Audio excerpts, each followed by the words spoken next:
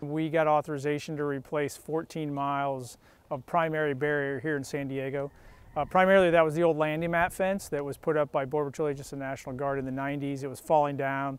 There were some areas that the fence was only about 2 or 3 feet above ground level on the Mexican side just because of erosion over the years. So what you see behind me is the new border wall for San Diego sector. We have just under 11 miles of that completed.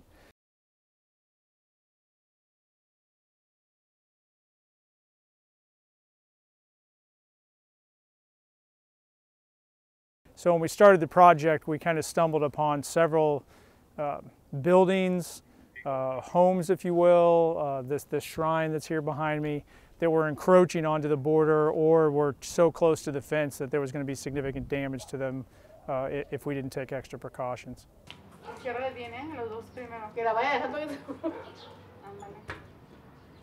There were a couple of structures. When I say structures, I mean like a normal house. It was built by contractors, it was built professionally, that encroaches into the U.S. We're currently working with Mexico on how to resolve those, the International Boundary and Water Commission.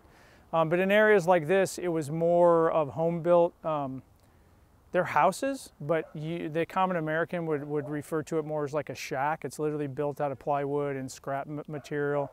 And then the shrine behind me was wood and stucco, but they're very meaningful to the people that live here.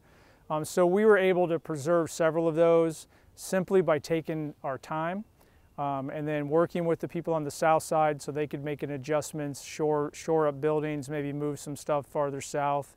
But it is an ongoing project that we haven't resolved every one of the issues as of yet.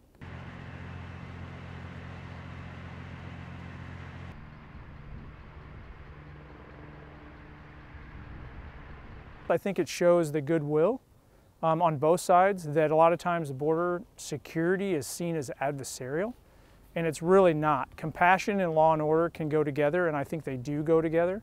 A lot of the people that live in this community are not smugglers. They have no intention of illegally entering the United States. They just live here. We interact with them on a regular basis.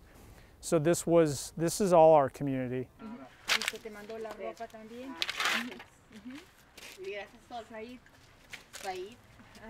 Solecito. That it would have been destroyed as well. It's dramatically improved border security. We talk a lot about immigration, but this area and just to my east, we used to get 3 or 4 drive-throughs a day with thousands and thousands of pounds of narcotics, hundreds of pounds of cocaine and meth. We don't get that anymore. It comes through the ports of entry now in 20, 30-pound loads, hidden in deeply concealed compartments that take a lot of money to build and develop.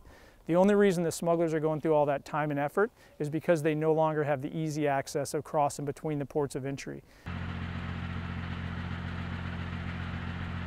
done like 11 out of the 14 or 10.5 out of 14 miles. I think we're 10.8 is... Unfortunately, and this is one of the things we talk about, we learned through evolution, right? No usaban la casa para brincarse por la otra. No, nunca la han respetado.